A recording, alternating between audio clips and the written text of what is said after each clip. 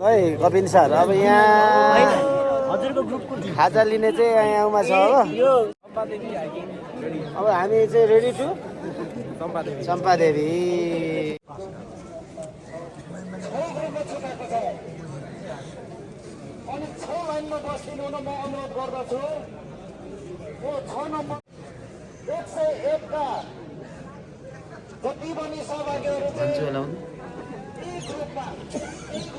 आजको हाम्रो यात्रा चम्पादेवी डाँडासम्म हुनेछ।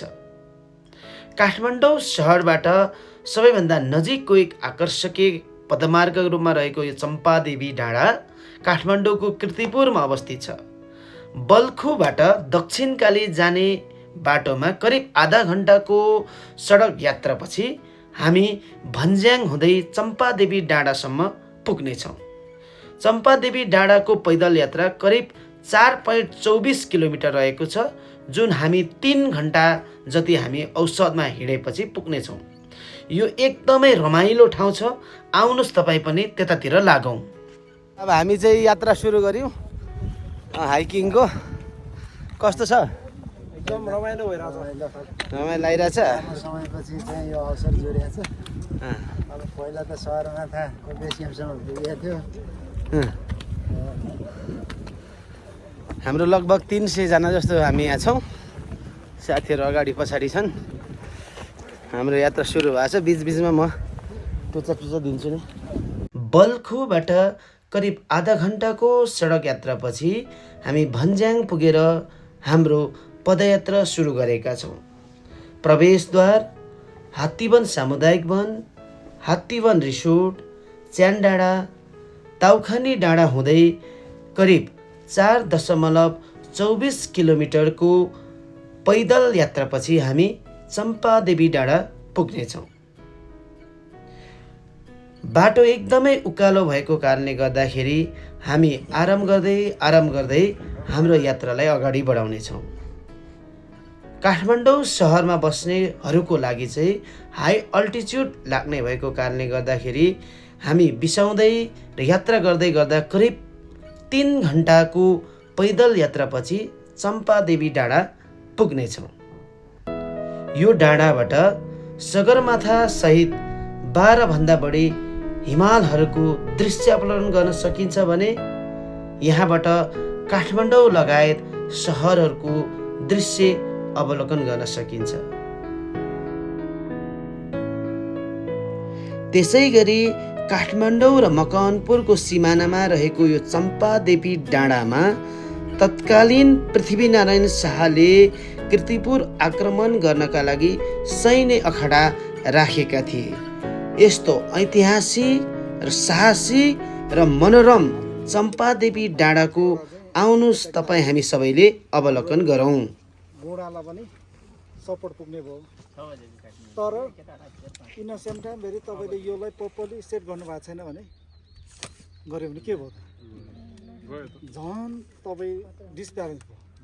तपाईँसँग भएको इक्विपमेन्टमा जहिले पनि फिमिलर हुनुपर्छ अनि सकेसम्म प्रपर राम्रो खालको किनोस् भन्छ भने के हुन जान्छ त? You are burning your calories, your nutrition, अनि इन अ सेम टाइम तपाईँ चाहिँ पुरै अब एक प्रकारको तपाईँसँग भएको पानीहरू के हुँदै जान्छ? ड्रेन हुँदै जान्छ। भड्का पढेर कुन चाहिँ एपिटाइजर, कुन स्टार्टर हैन? ठीक छ, एकदम एन्टिलाइट परेको छैन।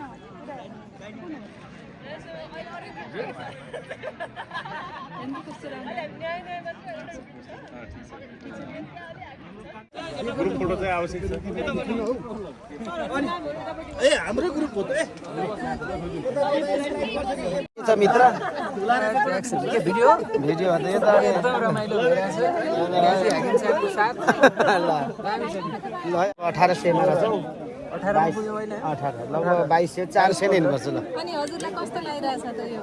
मलाई त अब रमाइलो लागिरहेछ। साथीहरूसँग जान पाउँदा अब म त झन्डै 5000 क्रस गरिसकेको छु होइन। त्यही पनि ठिक छ ल।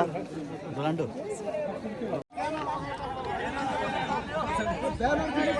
छिटो ल यसमा है, छिटो।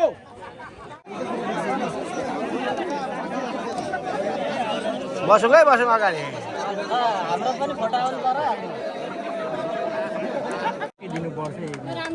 ल चाले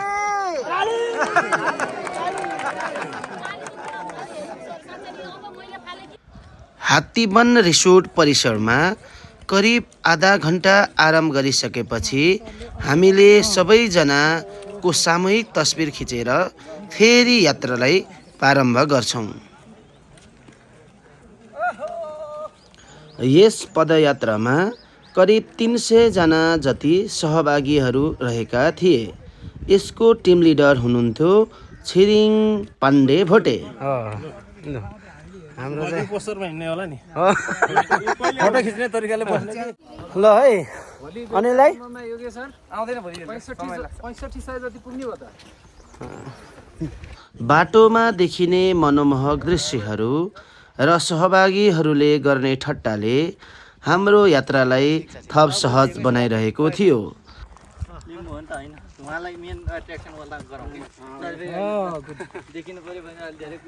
ठट्टै ठट्टाको यात्रा गर्दा गर्दै हाम्रो बिसाउने ठाउँ आइपुग्छ। हामी आराम गरेर केही खानेकुरा खान्छौँ। जिराको कसरी दिदी? काँक्रो चाहिँ 30 रुपियाँ अनि खरबुजा चाहिँ 30 मै दिनु न। कहाँबाट ल्याउनु भएको? दिने पछि आउनुहुन्छ? हैन आज बिरा भनेर आको सुन्तला केरा दिदी कालो बाँकी त्यो खाँदैछौँ। हामी आज हेर्न पुग्छौँ। तपाईँहरूको बानी होइन कि हामीले नयाँ मान्छेको बानी हो? तपाईहरुको बानी एउटा काँक्रा हामीले पनि दिनुहोस्। खाइदिए अब तपाईँले पनि तमसम 2 किलो चाहिँ खाइदिनु भन्नु। 2 किलो काँक्रो 2टा सुन्तला। सुन्तलाको 50 काँक्रोको 60 रुपैयाँ।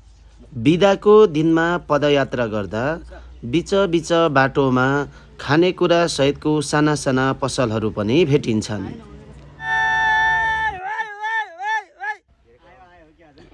करिब 3 घण्टाको पैदल यात्रापछि हामी चम्पादेवी डाँडा पुग्छौँ। चम्पादेवीको पिक आइपुगेका छौँ। समुद्री सतहबाट 2278 मिटर उचाइमा रहेको चम्पादेवी डाँडा पुग्ने हामी पहिलो टोली भयौँ। लगभग पहिलो टोली नै होला यहाँ आउने माथि। हामी केही समय चाहिँ आराम गर्छौँ। यहाँ के हो? भस्मासुर डाँडा, चम्पादेवी टेम्पल, तुपा बङ्कर भनेर छ। 2278 मिटर छ। चम्पादेवी डाँडामा चम्पादेवी मन्दिर पनि रहेको छ। हामी डाँडा पुग्न बित्तिकै सबैजनाले चम्पादेवी मन्दिरको दर्शन गर्यौँ र त्यसपछि सामूहिक तस्बिर खिच्ने सल्लाह गर्यौँ।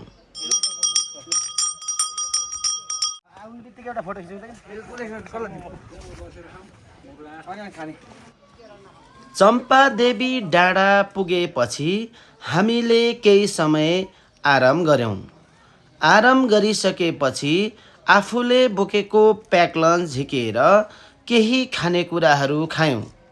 यात्राको क्रममा थकित भएर होला हामीले बोकेको खानेकुरा असाध्यै मिठो लागेको थियो। अब यहाँनिर खाजा खाँदैछौँ अहिले हामी चाहिँ। यहाँ लगभग चम्पादेवी 2278 मिटर माथि रहेछ। यो के छ त हामी कस्तो लागिरहेछ? हाम्रो पदयात्रामा करिब 300 जना जतिको सहभागी रहेकोले पनि कोही आउने क्रममा देखिन्थे भने कोही आराम गर्दै आफ्नो प्याक लन्च खाइरहेका देखिन्थे। मन्दिर परिसरमा 50 जना जति अट्न सक्ने क्षमता भएकोले गर्दा पनि पदयात्रीहरू वरिपरिका जङ्गलमा रहेर आराम गर्दै आफ्नो प्याक लन्च खाइरहेका देखिन्थे। पदयात्रीहरूमध्ये हामी केही साथीहरू चाहिँ डाँडामा साइली दिदीले बनाउनु भएको कालो चिया समेत खान भ्यायौँ।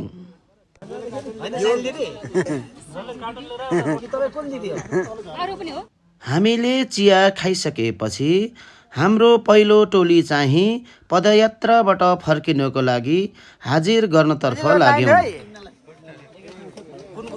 यो ग्रुप गएन।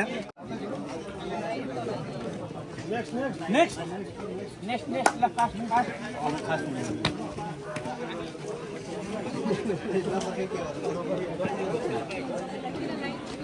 यस डाँडामा रहेका सबै पदयात्रीहरू चम्पादेवी डाँडाबाट झर्ने तर्खरमा थिए। यसै क्रममा हाम्रो पदयात्राको टिम लिडर छिरिङ पाण्डे भोटेलाई यस चम्पादेवी डाँडाको बारेमा केही प्रश्न राखेको थिएँ, जसको उत्तर उहाँ दिँदै हुनुहुन्छ। कहाँ भन्दाखेरि अब चम्पादेवी हजुर, जुन एउटा क्षेत्र हो, पहिला हाम्रो पृथ्वीनारायण शाहले काठमाडौँलाई क्याप्चर गर्दाखेरि उहाँले यहाँबाट चाहिँ सबै निरीक्षण गरेर मात्रै सुरु गरेको भन्ने इतिहास छ। अब त्यो ठाउँ त्यो स्थलमा हामी आइपुगेका छौँ। सबैजना सरहरूको पनि जुन हाइकिङको प्र्याक्टिकल पाटो पनि यहीँ भइरहेछ, राम्रो भइरहेछ। किनभने धेरै सम्पर्क अधिकृतहरू अहिलेसम्ममा चाहिँ जानी नजानी यहाँ जे भए पनि अब ठुलो मान्छेहरू होइन, अब अधिकृतभन्दा माथिको मान्छेहरू हुनुहुन्छ। अनि जति पनि यस्तो सानो प्र्याक्टिकल कुराहरूमा चाहिँ धेरै नेग्लिजेन्ट गरेर अब माथितिर गन्तव्यमै पुग्नु नसक्ने यस्तो कार्यहरू चाहिँ मेन यो जुन डे हाइक गतिविधि एक्टिभिटी छ त्यसमा सहभागी नगराएर पनि हो जस्तो लाग्छ मलाई। अब यसपालि सबैजना धेरैभन्दा धेरै सरहरू आउनु भएको छ। उहाँहरूले पक्कै पनि यहाँको जस्तै गरेर उहाँहरूको सम्पर्क अधिकृतको ड्युटीमा जाँदाखेरि उहाँहरूको कार्य राम्रैसँग चाहिँ जिम्मेवारी निर्वाह गर्नुहुन्छ भन्ने मैले आशा गर्छु। धन्यवाद। चम्पादेवी डाँडाको विषयमा टिम लिडरबाट केही कुरा सुनेपछि हाम्रो यात्रा ओह्रालोतर्फ लाग्यो। ओह्रालो बाटोमा केही असहज हुने भएकोले हामी बिस्तारै रमाइलो गर्दै ओह्रालोतर्फ झर्न थाल्यौँ। तपाईँ त मुख्य मान्छे हो नि त। ल आजको हाइकिङ कस्तो लागिरहेछ यसो रिएक्सन दिनु पर्यो हैन। ल सुवेदी म्याडमको जाओस् त एक दुई शब्द। राम्रो भयो, एकदमै मेमोरेबल भयो। ल अरू म्याडमहरुको थाकियो तर पनि राम्रो भयो। तर पनि ठिक छ एकदम। ल यता हाम्रो चाहिँ छत्र सरको एकदम रमाइलो भयो। साला भेना पनि छौँ होइन। काठमाडौँमा यति राम्रो हाइकिङ हुन्छ भनेर म त सोचेको पनि थिएन। तपाईँले भने मैले बुझेँ। सिस चाहिँ चलाउने पनि नसक्छ। ओह्रालोको यात्रा असहज भए तापनि हामी आराम गर्दै यात्रालाई अगाडि बढाइरहेका थियौँ भने हामी केही इनर्जीका लागि खानेकुरा समेत खाइरहेका थियौँ। अब यति दिएको छ ल हेर्नु है दादा, अब के भन्ने।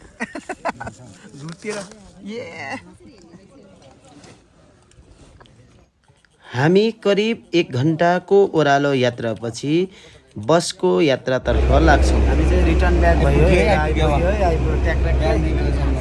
आज दिनभरिको पदयात्रामा मैले धेरै रमाइला अनुभवहरू सँगले मौका पाएँ। तपाईहरू पनि फुर्सदको समय निकालेर चम्पादेवी डाँडाको पदयात्रा गर्नुहोला।